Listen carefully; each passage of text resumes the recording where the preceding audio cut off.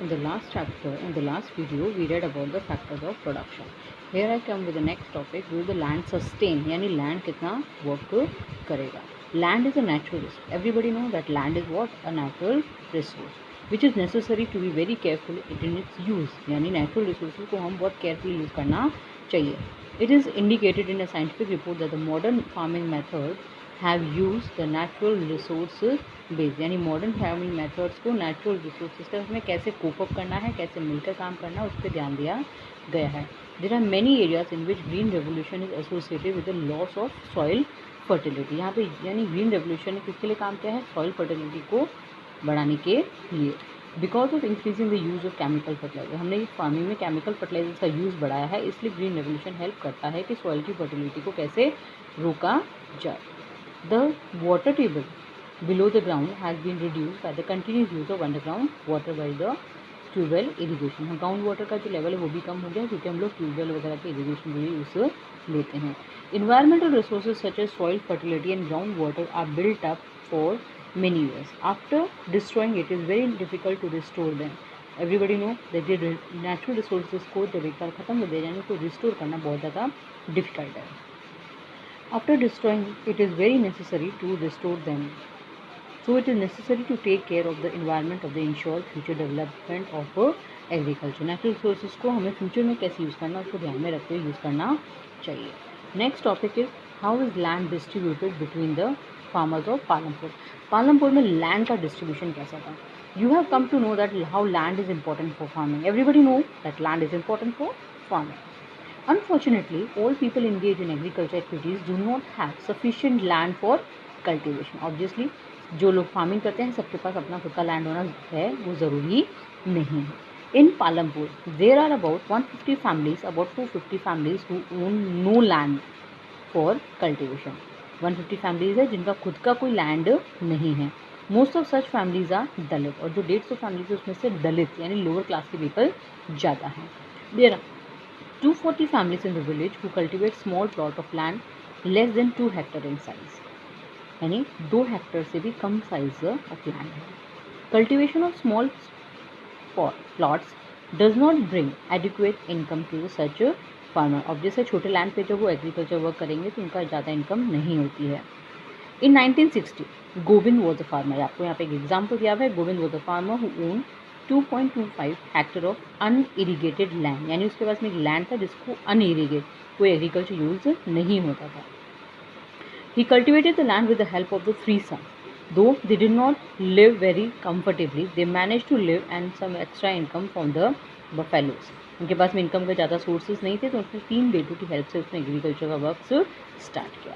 After the death of Govind की death के बाद में his land was divided among the 3 son. Obviously inherited land है एंड हिज लैंड को हमने 3 सन में डिवाइड कर दिया. Now each of the son has a plot that is only 0.75 hectare in size. They are unable to make a living from their land even with the irrigation and modern farming method. अब small land हो गया उनके पास में तो उनके पास में अपनी life को जीने के लिए पर्याप्त साधन नहीं थे. They have to do additional work to make their living during the part of the time. Agriculture को होता है पूरे साल नहीं रह के पार्ट ऑफ टाइम पीरियड के लिए उनको दूसरा काम करना पड़ता था.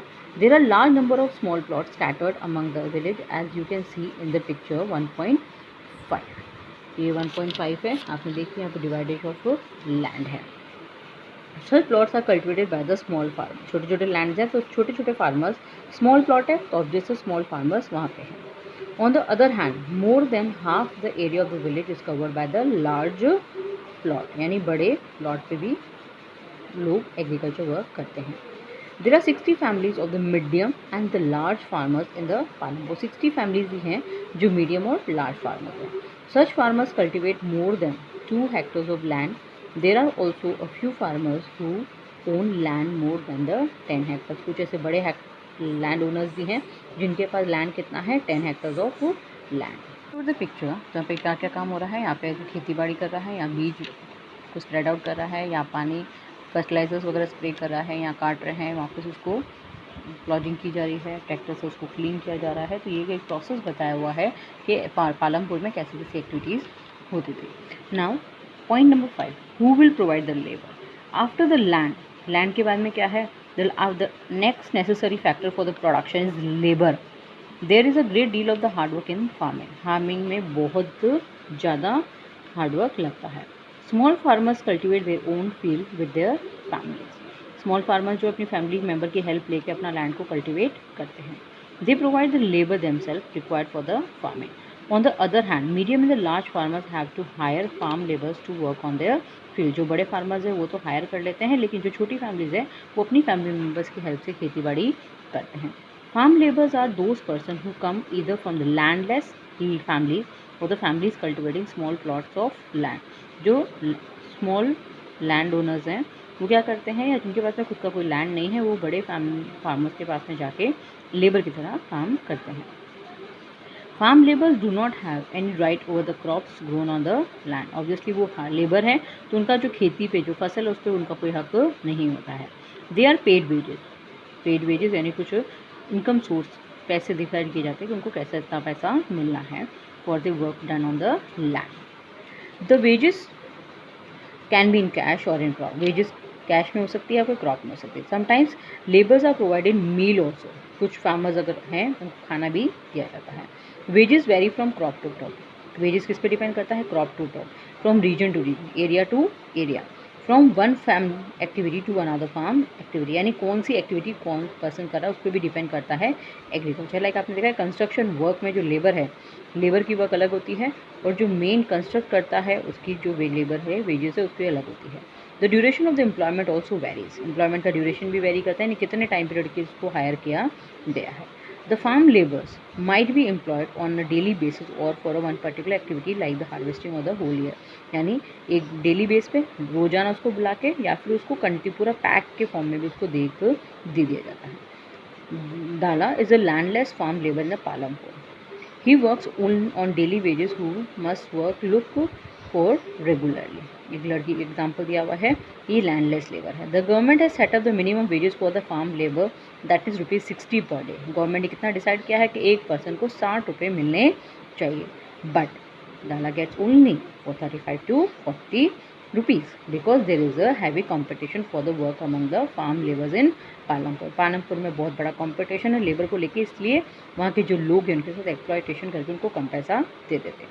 That is why the laborers agree to work. Dala complains that the situation to Ramkali, the another farm labor, both Dala and Ramkali are among the poorer people in the village. Sixth step is the capital needed in a farming. Next क्या है हमें capital. You have already read that the modern farming method required a great deal of capital. Modern methods को लाएंगे तो उसमें capital भी ज़्यादा चाहिए.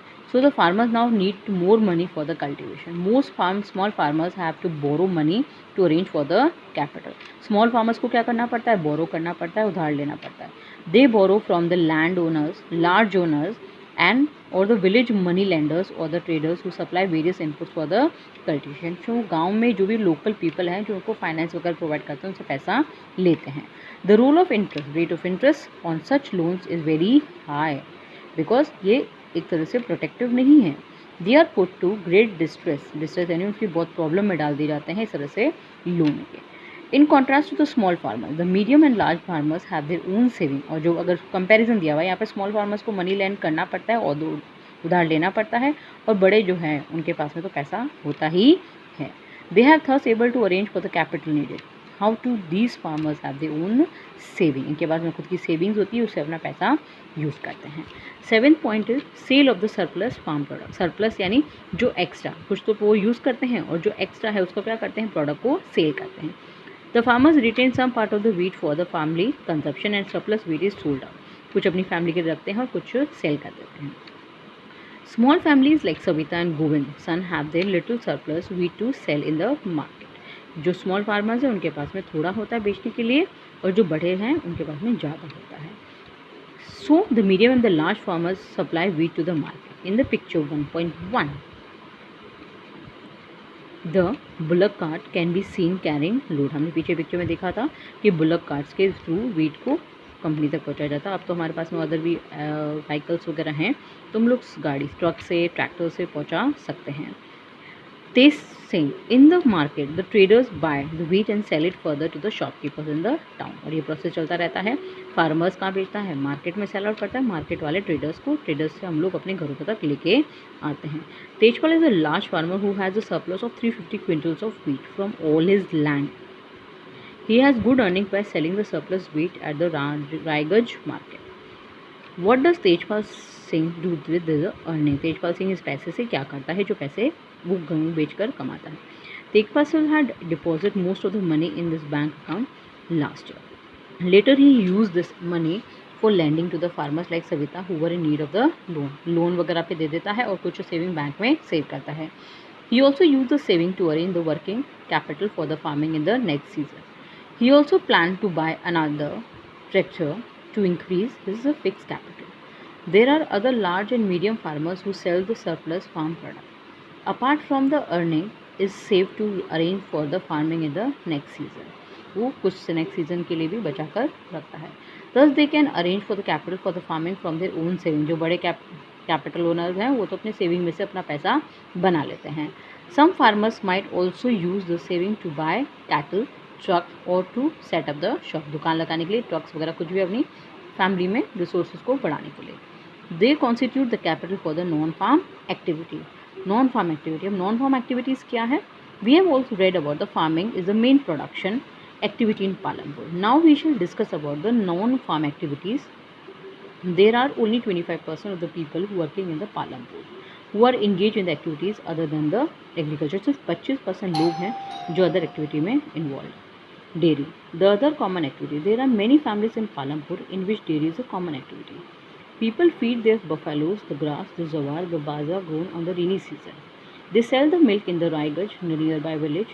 There are 2 traders from the Sahapur who have set up collection come chilling Raigaj, from where the milk is transported to far away towns and cities. So with this, a chapter gets over.